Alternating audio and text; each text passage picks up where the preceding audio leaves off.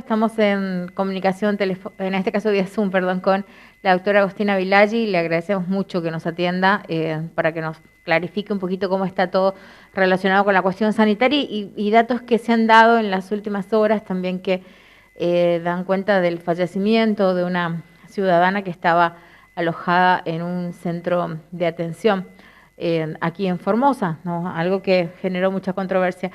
¿Cómo le va, doctora? Gracias por atendernos. Hola Liliana, buen día. Saludo a toda la audiencia de Canal 7.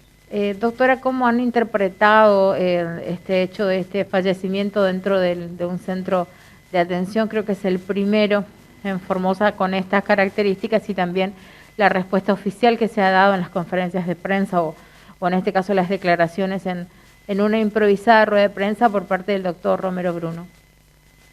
No, por supuesto que es muy lamentable que, que una vida se haya perdido en esa situación, en ese estado de absoluto abandono por parte del Estado. No es la primera muerte, Liliana. Yo te quiero recordar el caso de Clorinda, del señor Reyes, Sí, sí, tal que cual. se descompensó en un centro de aislamiento, solicitó por favor que a ser asistido en un hospital, lo dejaron más de 48, 72 horas sin asistencia médica y por supuesto cuando el señor ingresa a un hospital ya llega totalmente descompensado y con una neumonía muy avanzada.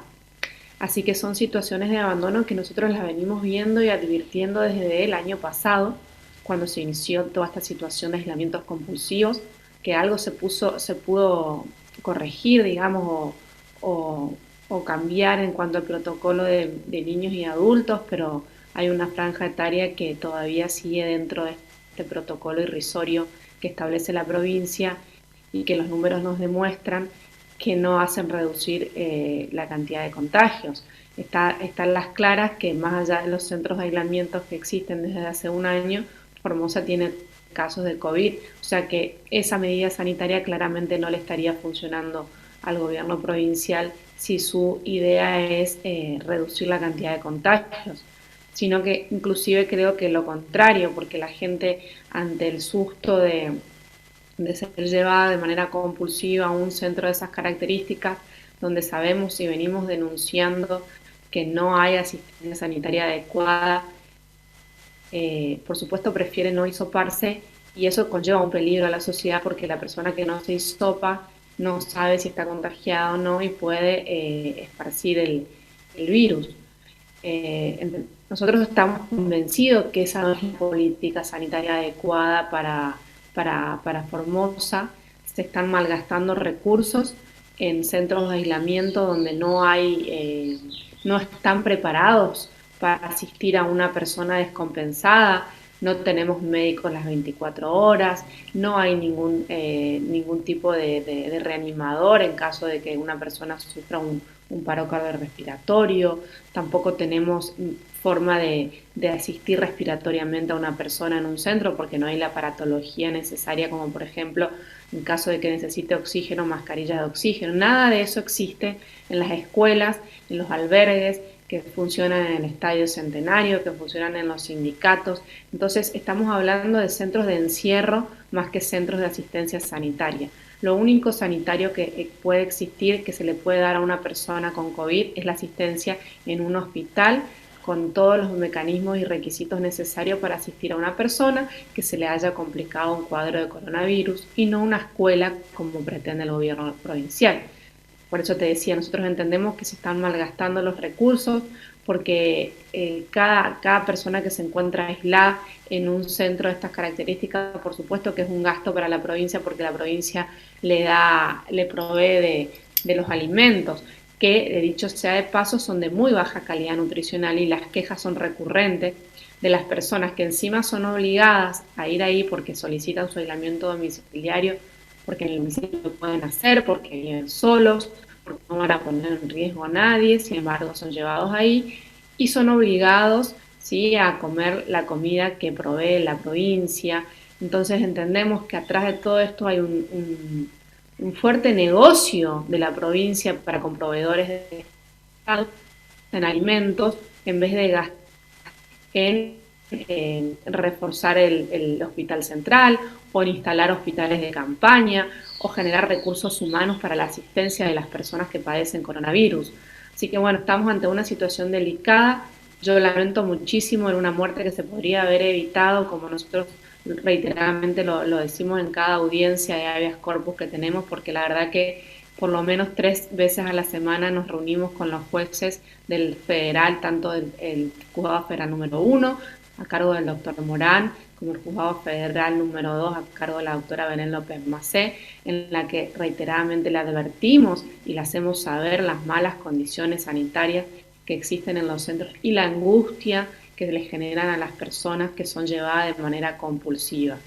Nosotros no es que nos negamos a que la provincia establezca medidas sanitarias, sino que pedimos que las medidas sanitarias sean razonables y tengan un fin. El fin es que todos queremos, por supuesto, es una reducción en la cantidad de contagios, pero evidentemente, y está a las claras, te reitero, la medida sanitaria de encierro no genera una disminución de contagio, sino que lo que genera son angustias y ataques de pánico a las personas que son obligadas a ir ahí sin su consentimiento.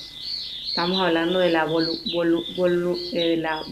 autonomía de la voluntad de las personas, se encuentra totalmente vulnerada, las personas se sienten maltratadas, las personas se sienten abandonadas y bueno, por supuesto, te digo, lamentamos el caso de la señora que falleció en la escuela número 3, pero también recordamos a la ciudadanía que no es el primer caso que sucede y por supuesto que tenemos muchas denuncias de gente que nos han contado y que se lo han contado al juez, que en esos centros no hay médicos las 24 horas, ni siquiera horas al día, a veces van, a veces no van, solamente algunos atienden a tomar la temperatura y nada más. O sea, no estamos hablando de cuidado para pacientes de coronavirus. Claro, doctora, yo me permito por ahí cambiar el tema. Agustina, se ha dado en las últimas horas un fallo, en este caso de la Corte Suprema, porque recordemos que la ciudad, en este caso, estaba reclamando, pidiendo que se le garantice el derecho de ir a clases presenciales a los chicos, ¿no? De un punto del país. ¿Esto va a sentar precedentes en esas presentaciones que ustedes hicieron? ¿Cómo está todo? Si nos puede dar más claridad, explicarnos un poquito. Hay mucha expectativa sobre ese tema, los que están a favor y en contra, pero expectativa generó este fallo. Exactamente. Bueno, el fallo de la Corte tiene varios puntos que son muy importantes y que hay que aprovechar y obviamente volcarlos en nuestras presentaciones. El voto de los jueces habla a las claras de medidas que respeten los derechos humanos, entendiendo la Corte que la decisión de suprimir la presencialidad de las clases en Ciudad Autónoma de Buenos Aires por parte del Gobierno Nacional es una medida que no respeta el derecho fundamental a la educación y que el derecho a la educación se lo debe garantizar. Entonces, por supuesto que es un fallo importante, más allá de que avale la autonomía de la Ciudad Autónoma de Buenos Aires como una provincia más de la Argentina. Lo que está diciendo también la Corte es que la educación es un derecho humano fundamental y los estados la tienen que garantizar, porque si no se garantiza la educación, no se garantiza el futuro de sus ciudadanos. Entonces, por supuesto que a nosotros ese argumento nos sirve para reforzar el planteo que habíamos hecho. Nosotros en ese momento habíamos hecho por la ciudad de Clorinda y ciudad de Formosa, pero bueno, hoy están suspendidas las clases en toda la provincia. Bueno, como no sé si yo había charlado con vos de este tema, pero el doctor Morán, que está a cargo del juzgado federal número 1, se había declarado incompetente y bueno, nuestra intención por supuesto siempre es pelear la competencia federal, porque así lo entendemos, así también lo entiende parte del gobierno nacional, cuando en su momento Alberto Fernández dijo que los que tenían que decidir sobre si se iniciaban o no las clases en la Ciudad Autónoma de Buenos Aires era la justicia federal, y bueno, nosotros compartimos el criterio en cuanto a que la justicia federal debe intervenir en nuestro amparo por presencialidad de clases. Por supuesto que nosotros siempre reiteramos presencialidad de clases con protocolos, con burbujas, con reducción de asistencia, no la normalidad a la que nosotros estábamos acostumbrados antes del 2020. Claro, sí, tal cual. En lo que ya respecta al tiempo que nos queda, ¿no? Tenemos unos días más, otra semana, pero esto puede seguir porque ya se está evaluando, que está dando resultado estas medidas que se tomaron en todo el país. Formosa creo que fue una de las pocas que se cerró tanto nuevamente. Bueno, cada uno tiene su punto de vista y lo expresa o lo fundamenta de por qué se hizo, ¿no? Es probable que con los tiempos que se están manejando, ¿no? ¿Para cuándo ustedes prevén o cuánto como máximo podría pasar hasta que haya así por ahí más certeza o algún tipo de fallo, podríamos decir, más cerrado sobre qué va a pasar acá en Formosa, si se van a poder dar clases o no? Muchas mamás Y bueno, preguntan eso, por eso consultamos.